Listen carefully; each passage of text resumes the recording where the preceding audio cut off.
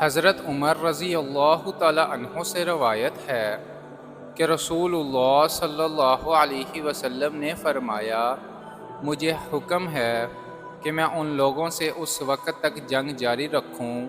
جب تک کہ وہ لا الہ الا اللہ کے قائل نہ ہو جائیں۔ بس جو شخص لا الہ الا اللہ کا قائل ہو گیا، اس نے اپنے مال اور اپنی جان کو محفوظ کر لیا، سوائے اس کے حق کے کہ اس کا حساب اللہ کے سپرد ہے۔ حضرت عمر رضی اللہ تعالی عنہ سے اس حدیث کی روایت اس مکالمہ کے ضمن میں آتی ہے جو رسول اللہ صلی اللہ علیہ وسلم کی وفات کے بعد ادائیگی زکوٰۃ سے انکار کرنے والے بعض قبائل کے خلاف جنگ کرنے کے بارے میں ان کے اور حضرت ابو بکر صدیق رضی اللہ تعالی عنہ کے درمیان ہوا تھا۔ اس حدیث میں بھی لا الہ الا اللہ کہنے سے مراد دعوت اسلام کا قبول کرنا ہے، اور جس طرح مذکور سابق حدیث میں اسلام قبول کرنے کا اخری نتیجہ عذاب دوزخ سے نجات اور حصول جنت بتایا گیا ہے، اسی طرح اس حدیث میں قبول اسلام کا ایک دنیاوی اور قانون نتیجہ جان اور مال کا محفوظ اور مامون ہو جانا بتلایا گیا ہے۔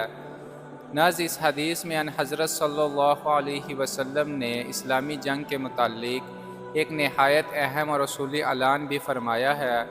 اور وہ یہ ہے کہ ہماری جنگ کا مقصد اس کے سوا کچھ نہیں کہ اللہ کے بندوں کو اس کی بندگی کے راستے پر لگایا جائے اور ان کو عذاب ابدی سے نجات دلائی جائے۔ لہٰذا جو کوئی اللہ کے دین کو قبول کر لے، وہ اللہ ہی کی بندگی کا اقرار کر کے اس کے مقرر کیے ہوئے طریقہ زندگی دین اسلام کو اپنا دین بنا لے، اس کے جان اور مال کو ہماری طرف سے بالکل امن ہے۔ البتہ اگر اس نے اسلام اختیار کرنے کے بعد کوئی ایسا جرم کیا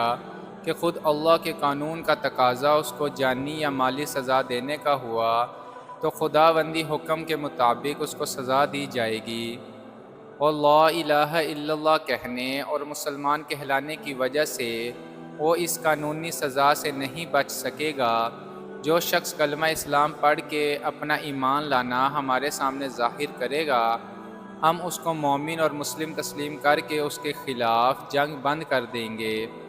اور اس کے ساتھ ایمان اور اسلامی ہی کا معاملہ کریں گے۔